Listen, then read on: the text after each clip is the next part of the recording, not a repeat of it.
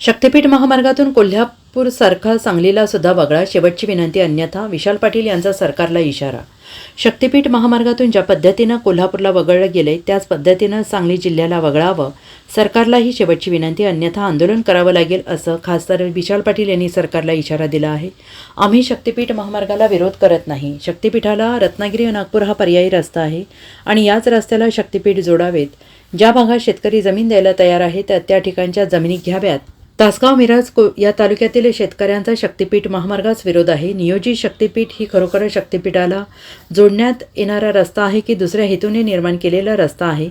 कमी खर्चात जमीन अधिग्रहण करून त्यासाठी जास्त खर्च करण्यासाठी हा प्रकल्प आहे का, अशी शंका येते, असंही विशाल पाटील यांनी म्हटलेलं आहे। वास्तविक पाहता शक्तीपीठ महामार्गास जमिनी देण्यासाठी शेतकऱ्यांची मानसिकता नाही। नदीकाठाच्या पिकाऊ जमिनी आहेत।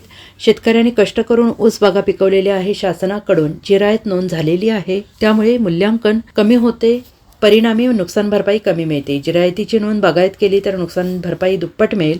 तर तुम्ही जमिनी देण्यास तयार आहात का, अशी शेतकऱ्यांशी चर्चा केली तरीही शेतकऱ्यांचा जमिनी देण्यास नकार आहे, असं विशाल पाटील यांनी म्हटलेलं आहे।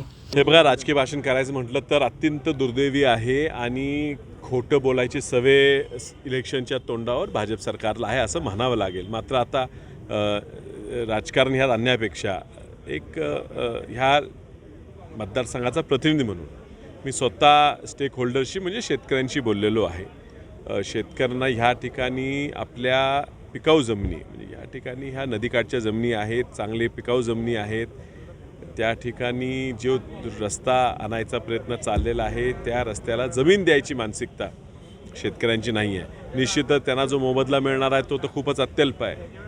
ज्या ठिकाणी इरिगेशन झालेली आहे, कित्येक वर्ष त्या ठिकाणी ऊस पिकतो, अशा जमिनीला सुद्धा शासनाच्या माध्यमातून जिरायत म्हणून त्या ठिकाणी नोंद झालेली आहे। जिरायतची नोंद होते तर त्याची मूल्यांकन कमी होते आणि मूल्यांकन कमी झालं तर नुकसान भरपाईसुद्धा कमी मिळते। मी लोकांना तेही विनंती केली, विचारलं की ह्याची जर जिरायतमधनं तुमचं बागायतीत रूपांतर केलं तर थोडं तुम्हाला जवळजवळ दुप्पट नुकसान भरपाई या ठिकाणी मिळेल, तरी तुम्ही जमिनी द्यायला तयार आहेत, तर शेतकऱ्यांचा नाकार आहे।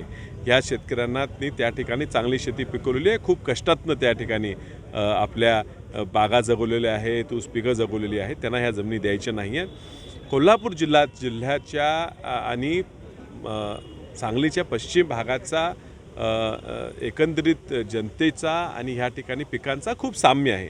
कोल्हापूर वगळता तर सांगलीही वगळता आली पाहिजे। सांगलीत फक्त मला वाटते औदुंबर हे एकच ठिकाण आहे जे ह्या शक्तीपीठाशी जोडलेलं आहे। शक्तीपीठाचा जो आता नियोजित रस्ता आहे तो सुद्धा औदुंबर देवस्थान दत्त औदुंबरापेक्षा जवळ मला वाटते 50 ते 60 किलोमीटर लांब आहे। म्हणजे हा नियोजित शक्तीपीठ हा खरोखर शक्तीपीठांना जोडणारा रस्ता आहे का दुसऱ्या हेतूतून निर्माण झालेला रस्ता आहे?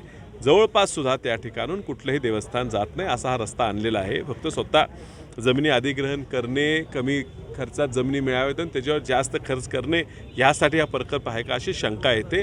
मी पुन्हा एकदा विनंती करून, कारण ही विनंती शेवटची असणार आहे, त्यानंतर आंदोलन उभं करावं लागणार, शेवटची विनंती सरकारला करतो की ज्या पद्धतीने तुम्ही कोल्हापूर वगळलेला आहे, आम्ही शक्तीपीठाला विरोध करत नाही, पण शक्तीपीठाला पर्यायी रस्ता हा आमचा जो रत्नागिरी नागपूर हायवे आहे तो उपलब्ध असताना त्या रस्त्यालाच शक्तीपीठाला पुढे जोडावं। सांगली जिल्ह्याच्या खानापूर तालुक्यातून लोक शेतकरी जमिनी द्यायला तयार आहेत, त्यामुळे जिथं ज्यांची तयारी आहे तिथं जमिनी घ्यावेत। जसं तुम्ही पश्चिम भागात यायला सुरू करता, मनेराजूसारखं गाव जिथं पाणी नसताना सुद्धा लोकांनी कष्टाने बागा पिकवले, त्यांचाही विरोध आहे। पुढे वजर चौंडे असेल तिथंही विरोध आहे। आणि जसं तुम्ही मिरज तालुक्यात कौलापूर, बुधगाव ह्या ठिकाणी शिरता, पद्माळ, कन्ना, सांगलीवाडी जे शहराचा भाग आहे त्या ठिकाणी तुम्ही येऊन जमिनी घ्यायचा प्रयत्न करतात, चुकीचं आहे। खानापूर तालुक्यातनं हा रस्ता एक्झिस्टिंग हायवेला जोडावा आणि पुढे तो तुम्ही कोकणात न्यावा। मला अजून कळलेलं नाही की जर कोल्हापूर जिल्हाच वगळणार असाल तर शक्तीपीठ सांगलीवाडीपर्यंत नेऊन तिथून पुढे नेणार कसा, तो कोकणात जाणार कसा? तो कोल्हापूर जिल्ह्याच्या वरनं नेणार आहेत का तिथंपर्यंत गाड्या नेऊन पुढे विमानाने नेणार आहेत हे मला कळलेलं नाही। त्यामुळे अर्धवट काहीतरी घोषणा दिल्या जातात। मी त्यांना विनंती करतो की सांगली जिल्ह्याची मिरज तालुका खास करून आणि तासगाव तालुक्यातला काही भाग हा या शक्तीपीठातून वगळावा, अन्यथा मोठ्या प्रमाणात जनआंदोलन उभं करावं लागेल। Bureau report SBN Marathi, Sangli.